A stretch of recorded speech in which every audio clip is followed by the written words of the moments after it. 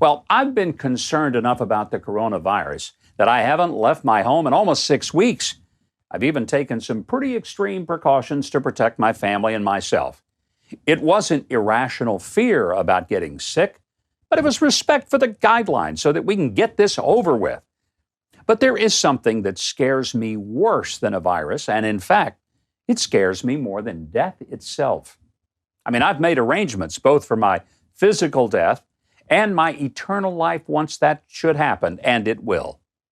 But I'm genuinely afraid that we're losing our civil liberties and that our fundamental freedoms as they are ripped right from our lives.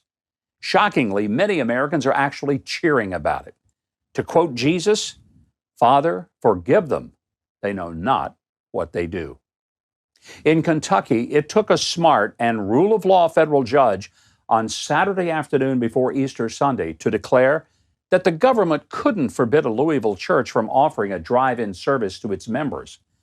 The federal judge noted that there was a little bit of an irony in that people were free to visit a liquor store drive-through, but couldn't attend a drive-in church service, and he doubted that the consumption of alcohol was somehow considered more essential than attending church on Easter Sunday. In Greenville, Mississippi, the mayor sent cops to a church to forbid the people from even sitting in their own cars in the church parking lot for a drive-in service and proceeded to give them $500 tickets, and that's for every person sitting in his or her own car. The only violators of safe social distancing were the cops, who went right up to car windows and barked orders and handed tickets to startled worshipers. Thank God Attorney General Bill Barr has decided to review clear violations of the First Amendment in cases like that in Greenville. In Michigan, the governor moved from nanny to tyrant by forbidding people to buy seeds to plant gardens, even though the seeds were on shelves in stores that were open. That resulted in hundreds of people driving around the state capitol, honking their horns in protest. The governor there stubbornly asserted that she was right. So get this, people planting their own gardens and eating produce they grow is somehow more unhealthy than going to a supermarket and handling the produce that may have been touched by dozens of strangers? In addition, a father was arrested and handcuffed for playing catch with his own daughter in a completely deserted public park. People have been threatened with arrest for setting foot in their own backyards. And the New Jersey governor, when asked about what gave him the right to suspend the Bill of Rights, said, "That's above my pay grade. We weren't thinking about the Bill of Rights when we did this." Obviously not. Well, we all need to be thinking about the Bill of Rights.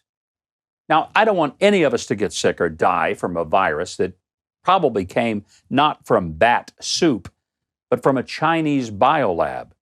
But if we freely surrender our basic civil liberties now, don't think we'll ever get them all back, because we probably won't. Let me be blunt. I don't trust government. I was in government long enough to know that the only thing between freedom and tyranny is a vigilant citizen who remembers that government works for us. It's not the other way around.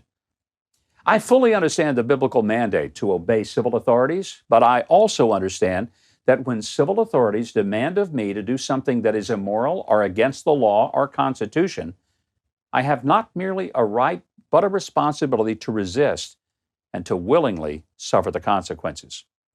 Thank God for Reverend Martin Luther King Jr., for Dietrich Bonhoeffer, and for that matter, the entirety of our founding fathers who revolted against racism, Nazism, and tyranny, but willingly suffered for doing so because they valued liberty and the law more than life itself.